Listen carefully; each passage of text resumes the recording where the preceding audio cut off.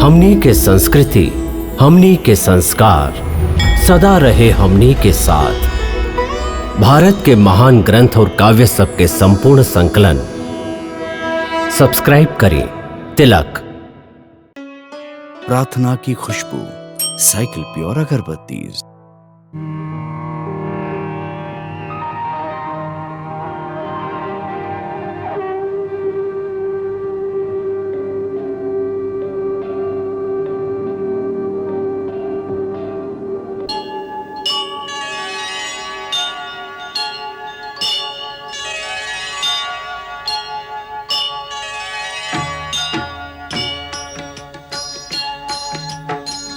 सीताराम चरित अति पावन, मधुर सरस अरु अति मन भावन।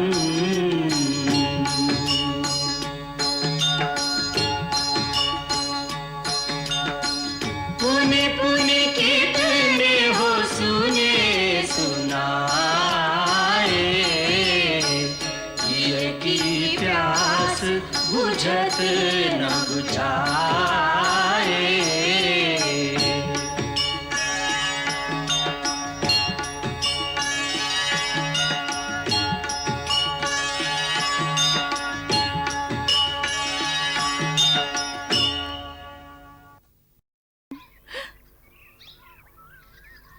हमार राम, हमार राम, हमार राम। ठहरी, आप फिर आ गईली हमार फूल रौंदे।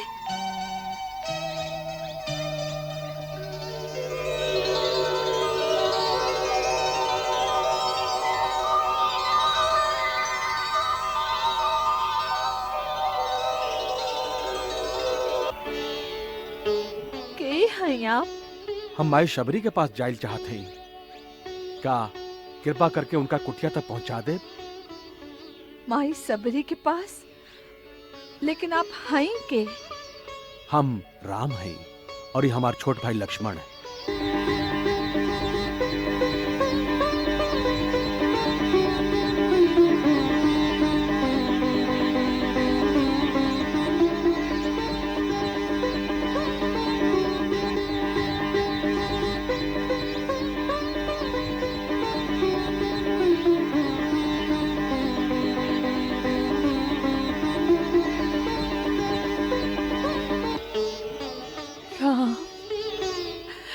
लक्ष्मण,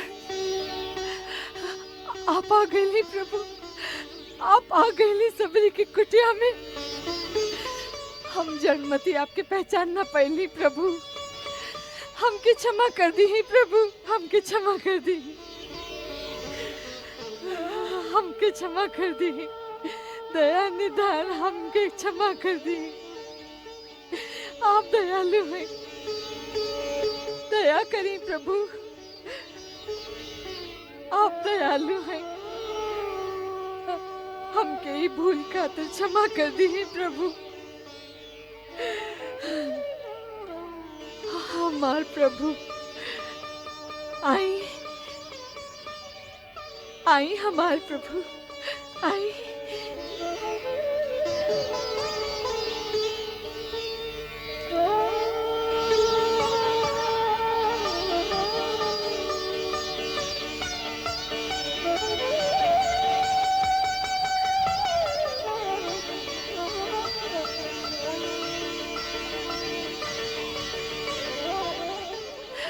पधारी प्रभु, पधारी, पधारी प्रभु। आई, आपके चरण कमल के धूरी से आज हमार कुटिया पवित्र हो गई प्रभु। आई, विराजी हमार प्रभु, विराजी, विराजी, विराजी, विराजी।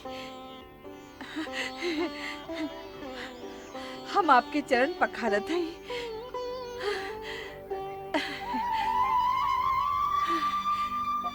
ना ना माई, अब एक कोनो आवश्यकता नहीं है। तुहार स्नेह भरल आंसू से हम पहले ही पवित्र हो गईली। प्रभु, आपके भूख लागल होई ना? हाँ, हम फल लेके आवत हई।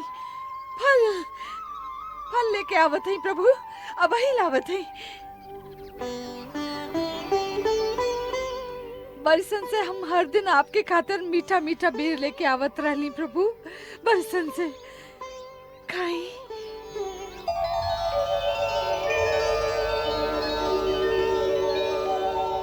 खाई प्रभु, बहुत मीठा है। हम चख चख के रख ले हई।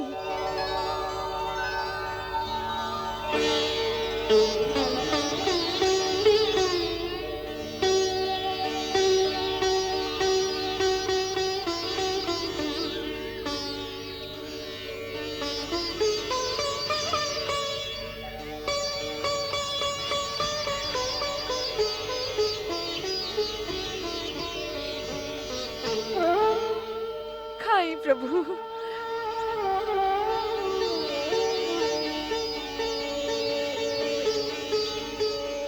लक्ष्मण खा।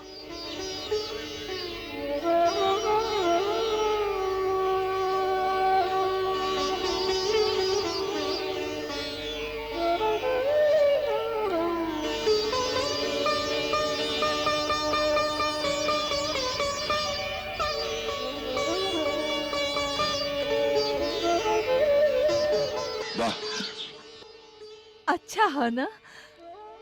मीठा बा।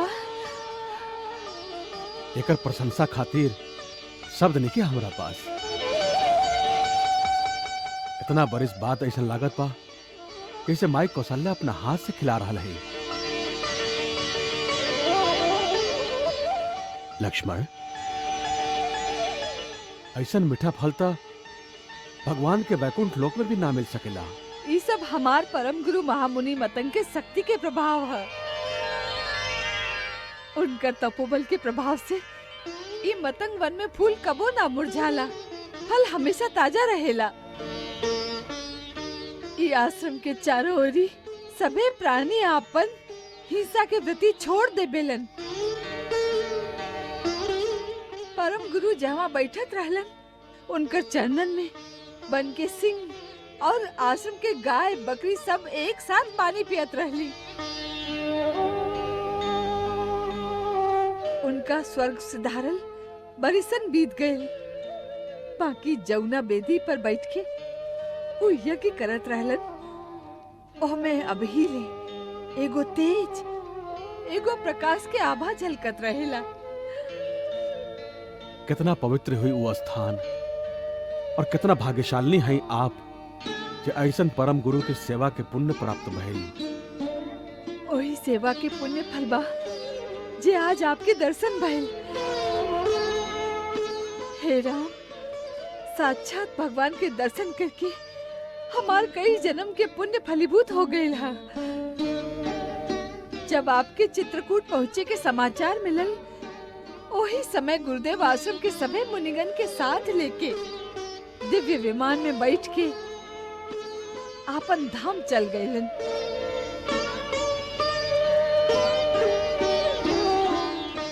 हमरा में भक्ति भाव के प्रधानता देख के वो विशेष कृपा के कारण हमरा यही कुटिया में रहे के आदेश दे के कहलन कि एक दिन श्री राम लक्ष्मण के संगे यह आश्रम में आके तोहार अतिथि बने हैं। उनकर दर्शन मात्र से तू अपन भक्ति के चरम फल पा जाइबू। ओकरा बाद तू हमरा पास आ जाइह। वहाँ के हमरा आवे के भान रहे। हाँ प्रभु, वो कहले रहे कि श्री राम अपन पत्नी के खोज में एवा आई हैं। तू उनका महाबली सुग्रीव के पास पहुँचे के मार्ग बता के कहिया कि वो सुग्रीव से मित्रता करके रावण पर जरूर विजय पाई हैं और सीता सहित आनंद पूर्वक अयोध्या गई हैं। ये होने निश्चित बा प्रभु। आपसे दनु नाम के गंधर्व जे कुछ कहले बा, हम ओकर समर्थन करत हई। आप ही समाचार सुना के जैसे अपन परम गुरु के आशीर्वाद हमरा तक पहुंचा दिले। अब कृपा करके ये बताएं कि हम महाबली सुग्रीव तक कैसे पहुंचे। आप अनजान लेखा पूछत हई प्रभु, तब बतावत हई। यहाँ से आगे जाए पर आपके पंपासुर नाम के एगो सुंदर सरोवर मिली। ओकर दक्षिण तट के ओरी ऋषिमुख और मलयाद्री नाम के दूगो पर्वत शिखर दिखाई पड़ी। सुग्रीव अपन 4 गो मंत्री के साथे उहे रहेलन, जेकरा में हनुमान नाम के आपके एगो चिर परिचित भक्त भी बाड़न प्रभु। उनकर मदद से सुग्रीव के भेंट होवे पर आपके द्वारा सुग्रीव के एगो अभिष्ट काम भी पूरा हुई। आपके ए आश्वासन के हम आपके आशीर्वाद माने ले माई। अब यदि आप हमरा पर कृपा करी तो आपके परम पूज्य गुरु जहां पर तपस्या करते रहले वो पवित्र स्थान के भी दर्शन करा दी, जैसे हमार जीवन धन्य हो जाए। अवश्य आप वो स्थान देखब प्रभु। हमार गुरु के स्थान देखे योग्य बा। आई वो स्थान दर्शन करे के योग्य बा। पधारी प्रभु, पधारी। आई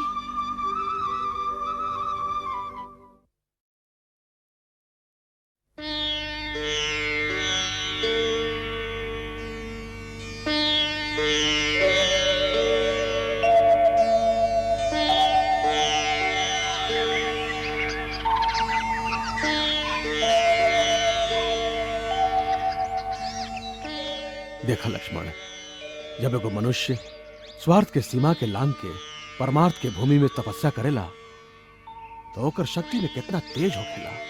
ई ऋषि हिंसा के प्रदेश में जे अहिंसा और धर्म की ज्योति जरेले बाणन, ओकर प्रकाश इतना बरिस में भी कम ना भइल।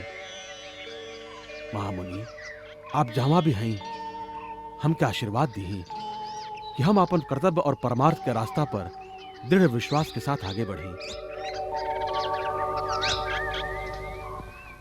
माई, हमके ऐसा लागता जैसे आप अपन गुरु के साक्षात दर्शन करा देली। आपके धन्यवाद शब्द में ना हो सकेला। अब हमके जाए की आज्ञा दी। आज्ञा तो सबसे पहले आपके हमके देवे के होई राघवेंद्र, और ओकरा से भी पहले आपन भक्ति और ओकर ज्ञान हमके देवे के होई। माई, हम तो खाली इतने जानी ले कि भगवान के पास जाति पाति, ज्ञान, धर्म, कुल, गुण और चतुराई के कोनो मोल नहीं खे। वो तो खाली एगो भक्ति के नाता के ही सच्चा नाता माने ले। फिर आप तो स्वयं परम सिद्ध और भक्ति के पराकाष्ठा हैं। हम आपके का ज्ञान दे सकीले? ना प्रभु, हमार गुरुदेव के यह आदेश रहल कि हम आपके श्री चरणन की सेवा से मुक्ति और आपके श्री मुख से भक्ति के ज्ञान पाए। हे श्री राम, हमके नीच कुल में उत्पन्न ये शरीर छोड़े के आज्ञा देवे से पहले हमके भक्ति के ज्ञान प्रदान करी प्रभु। माई, हम जब अपन गुरुजन से नवधा भक्ति के महिमा सुन ले हैं, वह अपन हृदय से कहते हैं। आप भी हृदय से ही धारण करें। नवधा भगत कहूँ तो ही पाही, सावधान सुन धरु मन माही। प्रथम भगति संतन कर संगा, दूसरी रति प्रभु कथा प्रसंगा। गुरुपद पंकज सेवा, तीसरी भगति अमान। चौथी भगति प्रभु गुणगन, करई कपट तजगान। मंत्र जाप प्रभु दृढ़ विश्वासा, पंचम भजन सुवेद प्रकाशा। छठदम शील बिरति बहु कर्मा, निरत निरंतर सज्जन धर्मा। सातम सम हरि भय नग देखा, हरिते संत अधिक करि लेखा। आठम जथा लाभ संतोषा, सपने हूँ नहीं देखई पर दोषा। नवम सरल सब सन छलहीना, हरि भरोसा होस हिय हर्ष न दीना। नवधा भगत सबरी कह दीनी, सादर सबरी शीस धर लीनी।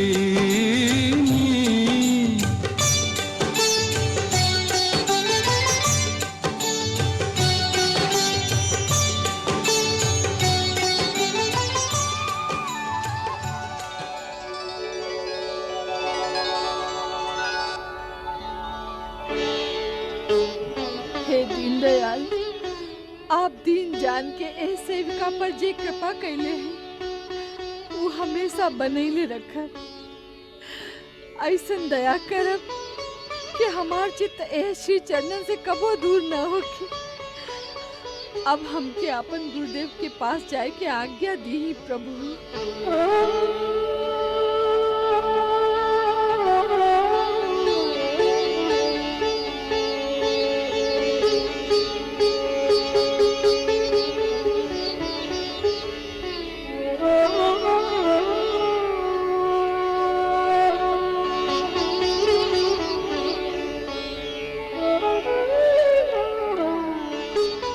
माई, आपके मार्ग भक्ति के ज्योति से प्रकाशवान होखे।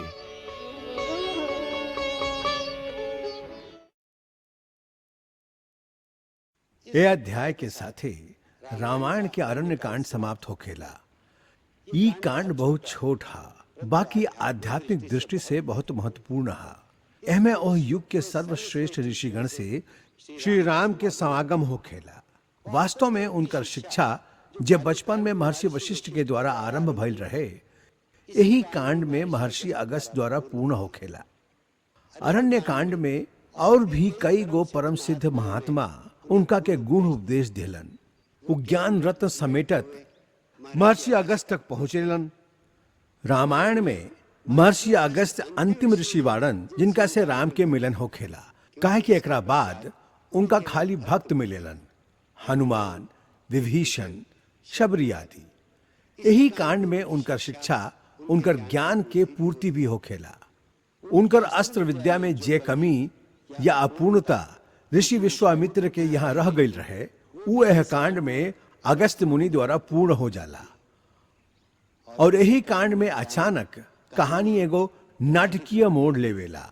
जीवन में अचानक सीता हरण जैसन घटना घट जाला और श्री राम जैसन स्थिर बुद्धि और धीर वीर पुरुष भी धैर्य खो देवेलन। जैसन गोस्वामी जी लिखले बाड़न, एगो साधारण दीन पुरुष के जैसे आपन संतुलन खो के श्री राम हर तरह से हताश हो जालन। यही कांड में मित्रता के भी एगो ऐसन अनुपम उदाहरण बा, जहाँ जटायु एगो पक्षी हो के भी एगो इंसान खातिर अपन प्राण दे देवेला। ई घटना विभिन्न योनि में आत्मा के एकता के सिद्ध करेला। सर्वभंग ऋषि और देवराज इंद्र के कथा ई सिद्ध करेला कि मानव यदि पूर्ण कर्म योगी होखे तो ओकर स्थान देवता से भी ऊंच होखेला। यही विषय में श्री राम भी कहलन कि जे लोग महात्मा लोगन से ऊ कुछ मांगे जालन जे वो अपन तपस्या से कमैले बाड़न, वो एगो चोर के लेखा होखेलन जे उनका से उनकर कमाई चुरावे के जालन। ई कांड परम शिक्षाप्रद और भक्ति रस से ओतप्रोत है। काहे कि शबरी के कथा भी इहे में आवेला। जौना देश में रामायण जैसन महान गाथा गावल जात होखे, जेमे शबरी जैसन नीच जात के भिलनी के दुआरे पर भगवान राम स्वयं जाके ओकर झूठ बैर खा के अपना के कृतार्थ मानत होखे, ओह देश में आज भी जाति पाति के फर्क या सांप्रदायिक द्वेष के बात कहे तो हमरा विश्वास ना होला। जे रामायण के मानेलन उ कब्बो ऐसन ना कह सकेलन, कब्बो ऐसन ना कर सकेलन। ऐसन हमार मान्यता बा और अपेक्षा भी। अच्छा, जय राम जी की। मंगल भवन अमंगल हारी, प्रभु सुदशरथ अजिर बिहारी।